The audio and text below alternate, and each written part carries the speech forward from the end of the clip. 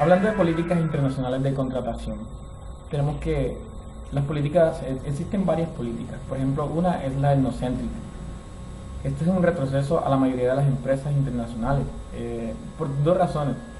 La primera es que una política se limita a la disponibilidad de oportunidades para los ciudadanos del país receptor.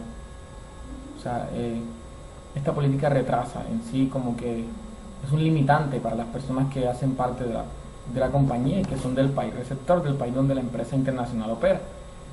Segundo es que no le da oportunidad, y esto genera cierta molestia en muchos países, porque la mayoría de los países desean que sus personas o sus receptores pues hagan parte de la compañía y tengan buena ponencia ahí. La segunda es una política de contratación policéntrica.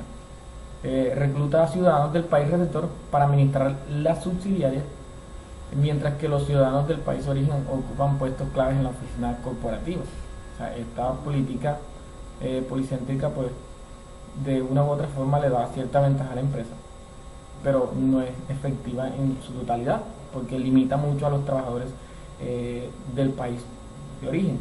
En este caso pues lo que se busca es que también puedan crecer, pero no le da esa oportunidad, entonces por ese lado tiene cierta desventaja. Otra política es la política de concentración, por ejemplo, la geocéntrica. Dice, busca las mejores personas para los puestos claves de la compañía. O sea, no le interesa de pronto de dónde sea la persona, solamente le interesa que mantenga un conocimiento amplio sobre lo que es. Y por eso, por esta razón, es geocéntrica. O sea, en esto de pronto hay muchísimas ventajas. ¿Por qué? Porque se es óptimo en el trabajo, las empresas se desarrollan de una manera eficaz y de pronto no tienen en cuenta ciertos limitantes. Pero ocurre lo siguiente, hay una desventaja también. ¿Cuál es la ventaja? Que de pronto muchos países, como decía anteriormente, desean que sus empleados tengan que las personas del país tengan cierta oportunidad, por decirlo así, para desarrollar su actividad. Entonces también se gasta mucho en lo que son trámites de visa, de permisos. Entonces por esta razón hay muchos limitantes que los países ponen para evitar que cualquiera vaya y llegue y trabaje y que no se le dé oportunidad a las personas locales. La etnocéntrica y la geocéntrica se basan en directores expatriados, son como que las dos. La ARH busca siempre siempre anda buscando, tiende a creer que una persona que se desempeña bien en un ambiente nacional es capaz de adaptarse a un ambiente cultural diferente, cosa que muchas veces es un error, porque no siempre los administradores, por el hecho de que le vaya bien en un país, van a ser efectivos en otro. Para este tipo de cosas se necesitan ciertas capacitaciones. Son tres aspectos que ven la capacitación. Una primero es la orientación propia. La persona debe psicológicamente estar bien, creer en sí mismo, tener una confianza de saber que puede hacer las cosas, y eso se llama dominio propio. O sea, una persona que está segura de lo que es, eso le da cierta ventaja al administrador. Esa es una de las primeras fases que son necesarias, la orientación propia, ¿sí? La orientación hacia los demás. Es esa capacidad que el ser humano tiene como para adaptarse a los demás, para identificar, para crear conexiones. Esto garantiza en cierta parte el éxito de un administrador o una persona que trabaja en un ambiente internacional. Otra es la habilidad perceptiva, que es la capacidad que tiene una persona para entender por qué la gente actúa de X o Y razón, o sea, de manera. Entonces es esa capacidad de poder ubicarse dentro del ambiente. Esa persona tiene que ser muy sagaz para este tipo de cosas. Y por último, esta rigidez cultural, que se refiere a la relación entre el país de origen y el país donde se está operando, de donde viene la empresa. Si el país de origen es similar a donde viene la empresa, entonces buscan la persona de acuerdo a este tipo, a la comparación. Es como una comparación de las culturas en este aspecto. Entonces es muy importante esto. Los primeros indicadores se pueden evaluar mediante exámenes psicológicos. Ya el último, que es por ejemplo la rigidez eh, de la cultura, pues ya esa sí sería como una comparación como tal. Entonces es importante al momento de hacer este tipo de, de selección, no es lo mismo como en un país, ¿no? Ya porque hablamos de diferentes culturas, diferentes ambientes, de ciertas capacidades que deben tener el personal, ciertas ventajas que hay al momento de ingresar a un mercado internacional y también las desventajas que esto representa. Entonces, por esa razón es muy importante conocer muy bien cuáles son las políticas de contratación internacional. No son semejantes a las políticas normales. Muchas gracias. Explícame la pregunta número 3. ¿Cómo explicas a quienes podemos llamar administradores expatriados describir por qué estos pueden fracasar y cuándo son enviados al extranjero? ¿Y cómo deben las empresas seleccionarlos?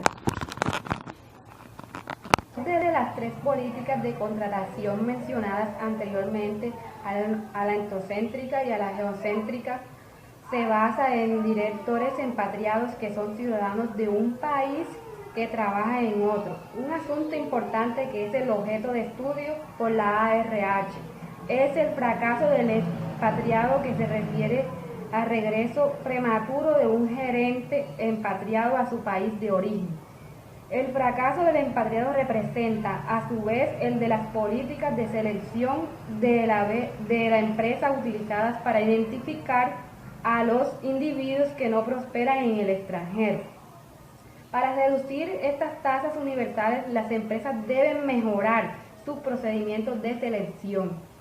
Uno de los principales errores que cometen los profesionales del ARH es que tienden a creer que una persona que desempeña bien un ambiente nacional es capaz de adaptarse a un ambiente cultural diferente. Para evitar lo anterior, existen 4 indicadores que parecen precedir en el éxito de un nombramiento en el extranjero. Hola, buenas tardes. A continuación les voy a explicar la importancia que tienen los recursos humanos en los negocios internacionales. Todas las empresas utilizan diferentes tipos de enfoques que les ayuda a mejorar y adquirir mayor conocimiento acerca de los recursos humanos. Hay varios tipos de enfoque. Uno de estos es el enfoque etnocéntrico, que se limita a la disponibilidad de oportunidades para los ciudadanos del país receptor. Esto es de gran importancia, ya que los ciudadanos del país receptor generan resentimiento, baja productividad y alta rotación del personal. También provocan miopía cultural. Esto se refiere a que las empresas no logran entender las diferencias culturales y se limita mucho en cuanto a la adaptación, que es una variable que es de gran importancia para los negocios internacionales. Por otro lado, existe la contratación policéntrica, que se encarga de la reclutación de los ciudadanos del país receptor para administrar las subsidiarias, mientras que los ciudadanos del país de origen ocupan puestos claves en las oficinas corporativas. La ventaja de este enfoque es que disminuye la posibilidad de que la empresa sufra de miopía cultural. También es menos costoso el recurso humano. Una desventaja de este enfoque es que los ciudadanos del país receptor tienen limitadas las oportunidades de obtener experiencia fuera del país, puesto que no pueden progresar más allá de los puestos de subsidiaria. Otra desventaja es que la diferencia cultural entre los empleados extranjeros y los empleados del país de origen generan diferencias, aislamiento, y esto provoca falta de integración. Otra que existe también es la geocéntrica, que la utilizan mucho las empresas para hacer mejor el uso de sus recursos humanos. Otra ventaja que tiene es que permite formar cuadros de ejecutivos internacionales que se sientan como en casa al trabajar con diferentes culturas. Además, estas políticas mejoran la capacidad de las empresas para crear valor mediante curvas de experiencia y economías de localización a través de la transferencia de competencias claves que reducen la miopía cultural y fortalecen la subsidiariedad local. Es muy importante que todas las empresas tengan en cuenta cuál les sirve, cuál se acomoda mejor a sus necesidades, para que así tengan un mejor utilización de los recursos humanos, que sepan organizar cada quien en el lugar que se debe y que puedan adaptarse mejor a sus empresas, a la sociedad, y así mejorar todo el país. Muchísimas gracias. Buenas tardes, en el día de hoy les voy a hablar sobre el sistema de evaluación.